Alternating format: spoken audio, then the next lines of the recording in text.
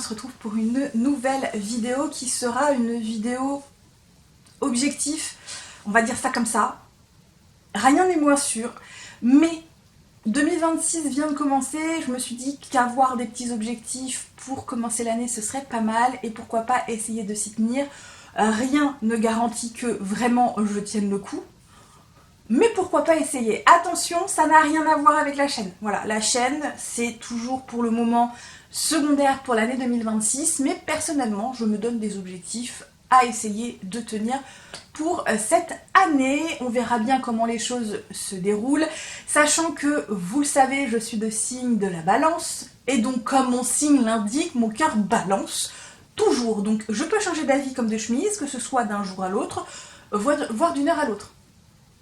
Voilà, c'est comme ça, je suis comme ça, je suis vraiment une vraie balance les gars, une vraie balance.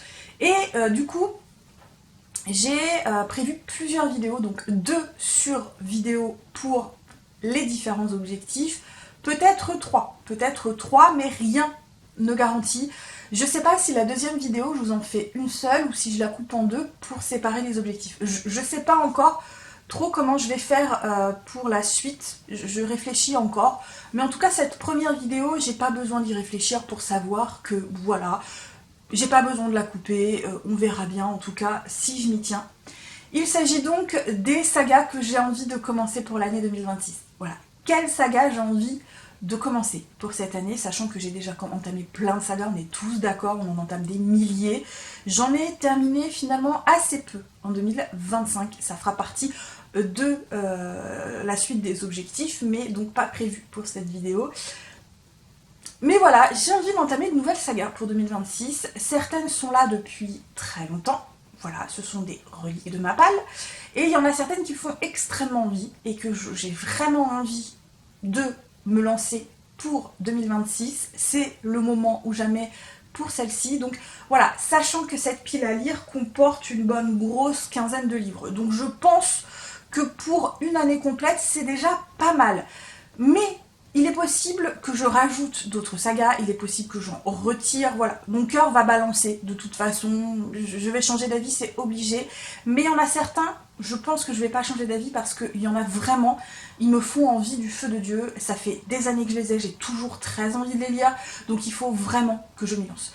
Bref, du coup je ne m'attarde pas trop pour cette intro, on va commencer tout de suite. Je vais commencer par les livres qui sont le moins prioritaires selon moi pour 2026 à ceux qui le sont le plus pour 2026.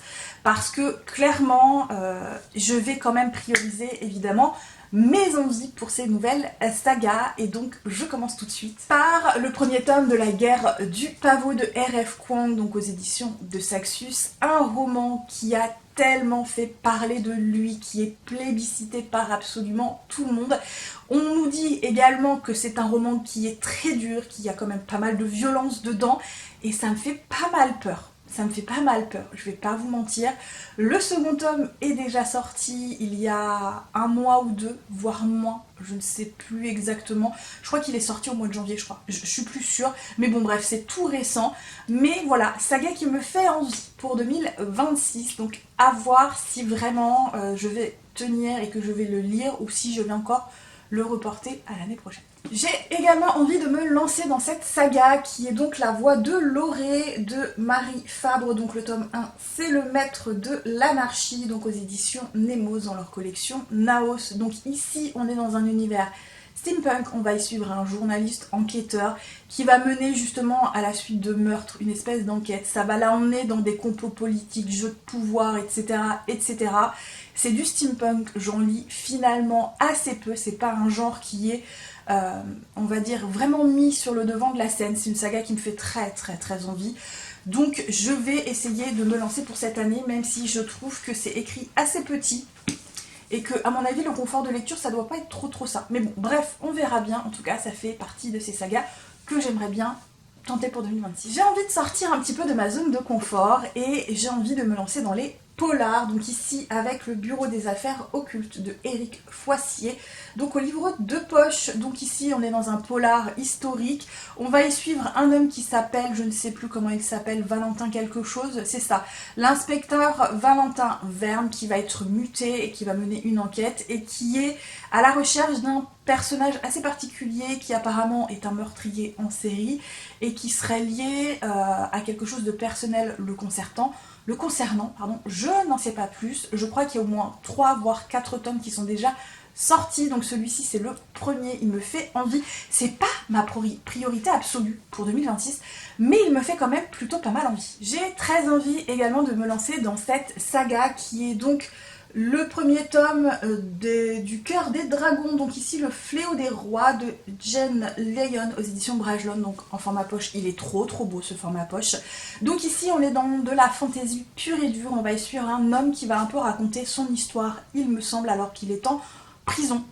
Voilà, un trope qu'on a déjà vu pas mal, mais il me fait envie. Par contre le truc c'est un pavé, et c'est qu'un premier tome, je crois qu'il y a 5 ou 6 tomes. Donc voilà. Toujours pour sortir de ma zone de confort, j'ai très envie de tenter les romans de Franck Tillier, et donc évidemment avec ici 1991, qui est donc la première enquête de Charcot, donc aux éditions Pocket. C'est pas le premier tome de la saga qui sort, mais en fait c'est une préquelle, et je me suis dit que pour commencer c'était pas mal, sachant que apparemment c'est très abordable les Franck Tillier pour un petit peu les débutants. Donc on verra bien si j'accroche à ce genre de roman. Il fait pas non plus partie de mes priorités, mais j'ai vraiment envie de me lancer dans ce genre de roman, et j'ai envie de découvrir Franck Tillier, qui est quand même assez connu dans le genre, donc voilà. J'ai également très envie de commencer la saga de Capitale du Sud, donc ici Le sang de la cité de Guillaume Chamanadjian. Et il y a ensuite la Capitale du Nord qui fait suite à celle-ci. J'en ai entendu que du bien partout. C'est pas un livre qui est très gros en soi. Ils sont tous sortis en format poche. En plus, en décembre, il y a eu 2 gros collectors comprenant donc Capitale du Sud et Capitale du Nord, qui étaient des collectors absolument magnifiques. Je crois qu'ils sont encore disponibles, donc pour ceux qui sont fans, qui ne savent pas qu'il y a des collectors, n'hésitez pas à aller regarder. Mais voilà, je me dis que c'est le moment ou jamais, ça fait un moment qu'il est dans ma pile à lire. Donc celui-ci, pas mes priorités, mais quand même pour 2026, quand même. Une relique de ma palle, mais alors une relique qui date depuis... Oh oui, les archives de Rochard, le premier tome, avec la voix des rois de Brandon Sanderson, et moi j'ai encore les anciens formats, puisque j'ai le premier et le deuxième tome sous ce format-là. Donc ici, on est dans de la guerre, on va suivre des protagonistes embrigadés dans une situation qui les dépasse, j'en sais pas plus, je veux pas en savoir plus, mais celui-ci va faire quand même partie de mes priorités pour 2026. Également, je vous le remets tous les ans, il me fait super envie, mais à chaque fois je ne le sors pas. Il est plus que temps que la saga de la Cité de Jade sorte de ma pile à lire et soit lue. Donc vraiment, il faut que je me lance. Il faut que je me lance parce que saga qui me fait envie, tous les ans j'ai envie de la lire et tous les ans je ne la lis pas. Et ils sont tous sortis, donc j'ai pas d'excuses pour ne pas la lire cette année. Parce que je me suis laissée emporter par tout le monde qui disait que c'est une autrice absolument géniale, que j'ai très envie de découvrir, que je n'ai toujours pas découvert.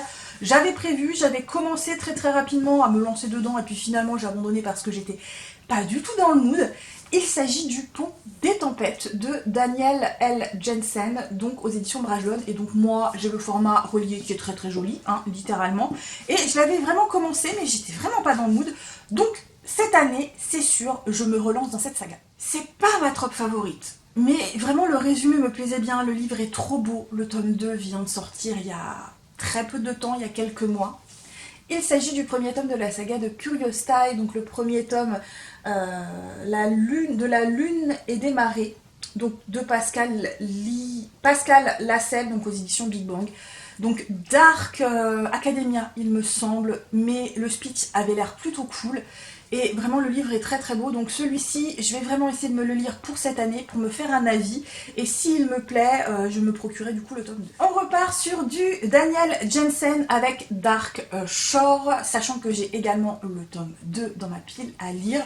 Le résumé me hype de fou, j'ai très envie de le découvrir cette année, donc celui-ci, clairement va faire partie de mes priorités. On passe au top 4 de ces livres que j'ai absolument envie de lire pour 2026, de ces sagas que j'ai absolument envie de commencer pour 2026, qu'il faut vraiment que je me lance dedans parce qu'il me faut envie, et il me faut envie depuis très longtemps. Je commence par celui-ci qui est donc le premier tome de la saga d'une braise sous la cendre de sabbat, Tahir, sachant que j'avais l'ancien format en poche avant que Big Bang ne réédite les tomes que je n'avais jamais lus parce que le dernier tome n'était jamais sorti. Donc là, je n'ai plus aucune excuse. Les 4 tomes ont été publiés aux éditions Big Bang, donc il est temps que je me lance. Vraiment, ça fait trop longtemps que j'ai envie de lire cette saga. Donc celle-ci va vraiment faire partie de mes priorités pour 2026. Très envie également de commencer cette saga-là, qui est donc anciennement en français L'Assassineuse, donc ici le Trône de Verre de Sarah J. Maas aux éditions de La Martinière Fiction. Et si je ne me suis toujours pas lancée dans cette saga, c'est à cause de la saga d'Akotar. Pourquoi? Parce que j'ai appris en fait que l'univers d'Akotar va être un peu dispatché dans toutes les autres sagas de Sarah J. Maas, et que du coup ça me bloque. J'avais commencé son autre saga, celle qui est sortie la plus récente. J'avais adoré le premier tome. Si je ne me suis toujours pas lancée dans le second tome, c'est parce que il va y avoir des personnages d'Akotar dedans. Et ça me bloque du feu de Dieu. Donc cette année, j'ai décidé que j'allais quand même me lancer dans cette saga et que j'allais également tenter de me relancer dans Akotar. J'ai peur parce que j'ai vraiment pas aimé le premier tome d'Akotar. Donc j'ai très peur. Sachant que je ne vais même pas me les acheter, je vais me procurer en format électronique. Voilà, je vais les prendre en tout cas en format électronique et pas en physique, parce que j'ai peur. Je sais que tout le monde dit que le deuxième tome est meilleur, mais j'ai tellement pas aimé le premier tome. Vraiment, j'ai peur. Les deux qui me font le plus envie pour cette année, vraiment les 2 sagas que j'ai vraiment envie de commencer, le premier c'est celui-ci qui est donc L'Assassin Royal, donc de Robin Hobb. Cette saga, j'en entends tellement parler depuis tellement longtemps. Je me suis acheté ce tome-là, donc dans cette ancienne édition, il y a sacrément longtemps. Il est temps que je me lance dans cette saga, même si c'est une saga qui est très longue. J'ai très envie de la découvrir, j'ai très envie de découvrir cette saga. J'ai déjà lu du Robin Hobb, j'aime beaucoup sa plume, j'aime beaucoup ses univers, donc il faut vraiment que je me lance dans l'Assassin Royal, priorité absolue pour 2026. Et celui qui me fait envie pour 2026, qui est le top 1 de tout ce que j'ai envie de commencer pour 2026 de cette saga, c'est L'Empire du Vampire de Jay Kristoff. Donc ici je l'ai en format poche, sachant que je l'ai ici en format relié, en tout cas pour le premier tome. Saga qui me fait envie, vous n'imaginez pas. J'attendais désespérément la sortie du tome 3. Le tome 3 est sorti. Ça y est, je n'ai plus aucune excuse pour ne pas me lancer dans cette saga, dans cette trilogie qui a l'air tellement pépitasse. Des humains contre des vampires, un univers extrêmement sombre où les humains sont les perdants, en tout cas dans le premier tome, et que j'ai tellement envie de découvrir, vous n'imaginez pas. Alors là je suis déjà en train de lire un truc un peu sombre, je pense que je vais avoir envie d'un truc un peu plus léger par la suite, mais sachez que celui-ci va faire partie des premiers livres de ces sagas que j'ai envie de commencer, donc je vais pas le faire traîner. Vraiment le tome 1, je vais pas le faire traîner parce que c'est vraiment la priorité absolue pour 2026. Et voilà, j'en ai terminé pour ces sagas que j'ai envie de commencer pour cette année. Comme vous le constatez, la plupart sont des reliques, et des reliques qui datent depuis longtemps. Voilà, très longtemps, et que je veux lire cette année. Voilà, j'ai envie de me lancer dedans, j'ai envie de sortir les reliques de ma pile à lire.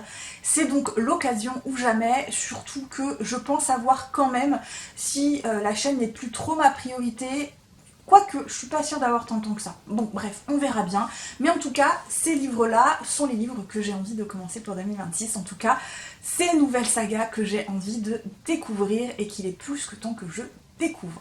Bref, du coup, je vous laisse là pour cette vidéo. J'espère qu'elle vous a plu. Si vous les avez lus, vous n'hésitez pas à me dire si vous les avez aimés, si vous les avez pas aimés. N'hésitez pas à me dire également si vous les avez abandonnés, si vous avez continué les sagas, ce que vous avez détesté dedans, ce que vous avez adhéré dedans. N'hésitez pas, si en plus une petite lecture commune vous tente, n'hésitez pas également à me dire. Bref, du coup, j'espère que cette vidéo vous a plu. Les petits pouces bleus, les commentaires, les emojis, vous avez l'habitude. Également, me suivre sur d'autres réseaux sociaux si l'envie vous en vient. Et comme toujours, moi je vais vous souhaiter de très bonnes lectures et surtout, à très bientôt pour une nouvelle vidéo. Bye bye.